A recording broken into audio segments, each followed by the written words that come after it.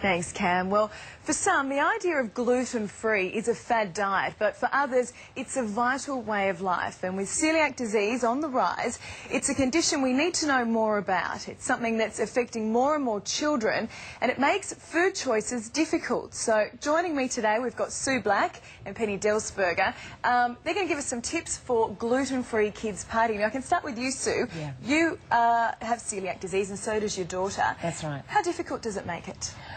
Well, I've been a celiac for 10 years now, so we've certainly come through a long time of getting used to the diet.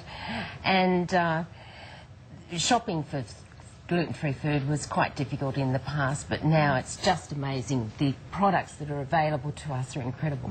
Well, we're looking at all this here. Penny, maybe you can sort of run us through some of the things that, that people with celiac disease can eat. Yeah, well, we know that the treatment for celiac disease is a gluten-free diet.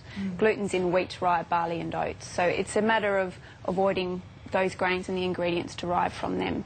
So you can see we've got a lot of products that are labelled as gluten-free here, but also products that are gluten-free by ingredient. So a lot of normal things are quite okay for people with celiac disease as well. I'm looking at the spread we've got here, and this looks like a pretty good kids' party to me. How much of this can someone with celiac disease eat? So everything here is gluten-free. Yeah. Wow. We just have to substitute some things. So instead of using normal bread, you've got gluten-free bread with sprinkles that are gluten-free by ingredient. We've got cupcakes. Does it taste much different? The bread is slightly different.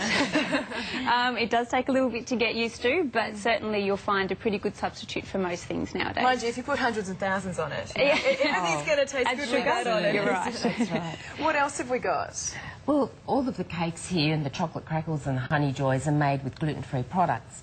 So for a child going to a party, the mother could actually communicate with the mother having the party, organise their own gluten-free products, food available, or the mother could have some gluten-free food on the plates ready. So that child doesn't feel so isolated.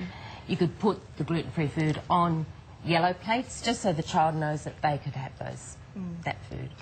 Penny, we're hearing more and more about it. Is it on the rise, or is we just learning more about it? I think it's a bit of both. Certainly there's an increasing awareness amongst the general population and medical staff as well, but there does seem to be an increasing incidence as well. So it's a bit of both. We know that 1 in 100 people have celiac disease.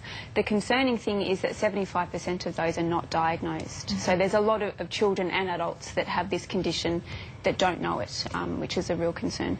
And a lot of people who don't have celiac disease are also then just choosing to go gluten-free, aren't they? They are, and certainly that seems to be a choice a lot of people are making nowadays. The main thing with celiac disease is that to be diagnosed, you must be eating gluten when you are tested. So we advise people, if you think you have a problem with gluten, please go and see your doctor. The testing is very simple, and you can find out definitely yes or no whether you have celiac disease and how you can be managed. What are some of the symptoms that you should look out for? Yeah.